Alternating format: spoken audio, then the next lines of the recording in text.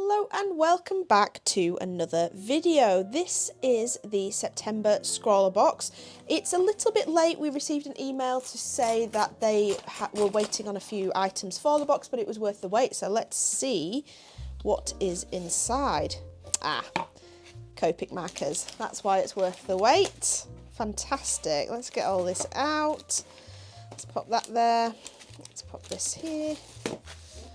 Okay, so our featured artwork. Oh, this is very psychedelic, isn't it? Oh, very nice.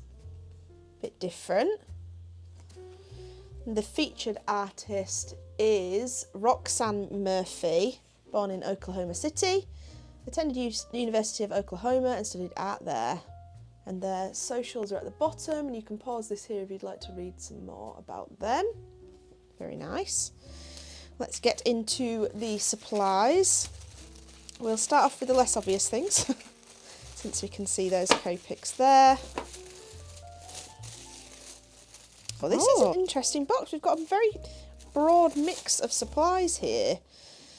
So this is the vinyl sticker here. Very nice. A little snippet of the artwork. Our sweet are the fizzers. These are actually my favourite. I love these. I'm excited to have these. Then, for the supplies, we have, it looks like we've got 3 of these. Artline Decorite, pastel colour, neon colour, and I'm assuming this is a white. But these are able to be used on card, glass, porcelain, metal and plastic, acid free. Interesting. I wonder what the nibs are like. Oh, it's brush nib. Fantastic. Fantastic. Okay, so a very strange mix of colours, but nice. I can see how this might work with the black. Then we have a Pilot Pintor, I believe these are acrylic markers. It doesn't actually say what colour this is. Oh, it does. Here we go. Neon Apricot Orange. So we've had these in the past in ScrawlrBoxes. They're very nice, very good acrylic markers. And they have, I believe, a very, very wide nib. Yes, but with their pump action similar to a Posca marker. And then we have the Copic markers. So I can't remember whether they said it was this box they were giving us a special gift or the next one. So if it's this one, it must be these, surely. So these are Copic Acria. I've never seen these before. Lightweight and easy grip, seamless, smooth ink flow, works on various surfaces and materials. So Copic have ranged into acrylic markers, it would seem. So we have 3 colours. We've got flamingo pink, leaf green and peacock green. Oh, interesting. Oh, these have got they've got a removable tab, I think. Yeah. I'm not going to open them all because it's going to take me hours. Oh, okay. Okay, so it's a pump. Yes, I believe Copic have ventured into alcohol markers, but with a really fine bullet nib. I think it's a plastic nib as well, which are not my favourite. The plastic nib can splatter your ink when you're using them. Some of the Posca markers have those, the thin ones. Interesting. Okay, I'm excited to try those. And then it looks like we have A5 black paper, 150 GSM, 10 sheets of that. Not branded, just ScrawlrBox's own. Let's have a quick flick through this zine as well. So this is a little bit more about the Scrawlr contents. Let's have a look. These are paint pens, yes. Scrawlr exclusive, but not like you know them. Brand new product from Copic. Interesting. Oh, sub club gift, extra item for all our number 109 subscribers. Oh, this is the extra item. Okay. I mean, an extra gift. So if you are not a subscriber and you've bought this box just as a one-off, you don't get that. But that is the extra gift, apparently. Okay. A little bit more about Roxanne Murphy, the Scrawlr artist. Some Scrawlr tips and things to try. So as always, I will read those through and summarise as we do some swatching of the supplies. Some more Scrawlr tips. More scrawler tips and artist advice. God, that's quite extensive. Then we have the Scrawler Gallery, which is from 2 boxes prior, and this was the box with the Derwent paints, I think they're the Inktense paints, the Guardians of the Garden. I think I did a little painting of a bird. These are gorgeous. This one's really interesting here with the trees circling it. Okay, very nice. Very nice. And then the top 3 here. Oh, lovely ones. I like the scarecrow. That's very interesting. Very interesting. So remember to hashtag ScrawlrChallenge when you post any artwork to social media, and you could have the chance to be featured in their zines.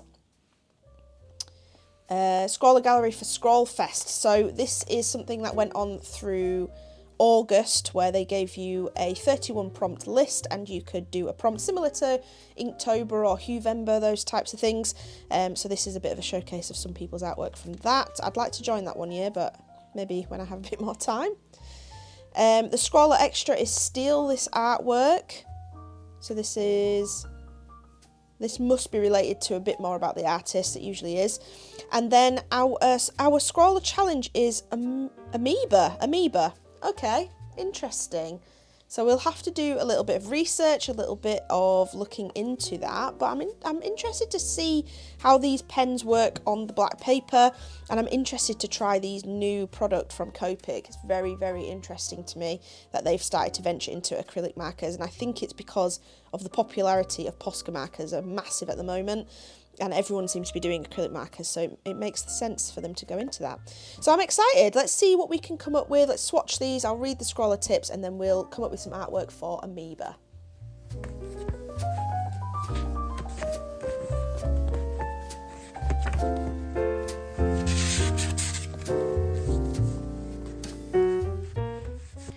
So for the scrawler tips, I spent quite a long time actually reading these this time, because I tend to skim over them and then end up discovering new and interesting ways of using the supplies after I've used them. So I spent a bit of time, and the usual tips of swatching, etc. were all included in here. But what I found interesting, and I'm not sure why I was so surprised, is that you can add water to these. Apparently it works the better with the outline markers, and they kind of give you 3 different ways of adding water. So you could scribble on a palette and then add water to that on a paintbrush, or you can apply the marker directly to page and then use the wet brush over that, or wet the page and dip your pen into it, which I thought was very interesting. And as you can see here, I'm trying out that method there, and it worked very nicely. I quite liked the effect that you could get from that. Then there was nib selection. It explains that the outline had a brush nib, except the white, who had a bit more of a felt nib, and then the Copic had that hard plastic nib. They also said that the white outline marker, if you layered it on top of one another, it would become more and more opaque as it went on, but obviously you'd have to leave it to dry in between that. And then just some general hatching, cross-hatching, stippling techniques. And then it kind of wanted to guide you into doing some warm-ups by doing patterns and things, whereas I kind of feel like my swatching is a bit more of my warm-up. But yes, it kind of shows you that, and then it gives you some artist's advice on how to use that. So try lining your work with different colours, making things look more finished. And that the acrylic pens are opaque, but layering them, especially with the fluorescence, can sometimes change the colours and have a beautiful effect, which I definitely found as well. So as you can see here, I am swatching out these colours, and they turned out really lovely. They showed up very nicely on the black paper. I must admit, the first pass of the white wasn't as opaque as I thought it would be, but like it said in those scrawler tips, if you layer it, you can get that really nice opaque white look if you were just a bit patient. All the colours laid really nicely on top of each other as well, and as you can see at the bottom there, I added water to them, seeing if I could blend some of the colours, and I actually found the water technique worked with all of the pens, not just the outline markers, and it turned out very, very nicely. You just had a bit more of an opaque finish to the Copic markers, and I must admit those Copics are going to give Poscas a run for their money for sure. Then onto the artwork itself. I googled the Amoeba just to find some reference images and try and figure out what would be the kind of forms that I needed to create and the reference images I could work from, but I just didn't find these natural colourful forms very inspirational. The thing that actually inspired me the most was actually the Scrawlr Zine front cover. I really loved the shapes, the textures, the kind of Zentangle nature of it all, but also the natural nature that really fed into that Amoeba scrawler challenge that was given to us. And so I kind of went down that route, and I loved the way the Scrawlr Zine artwork is layered.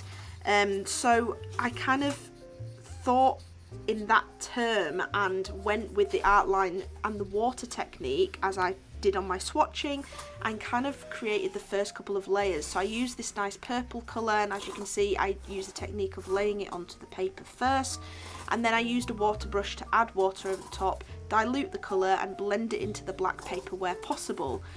I tried to blend out the shapes and curve off any angles just to create more of that natural form and less angular shapes in there, just to make it a bit more pleasing to the eye.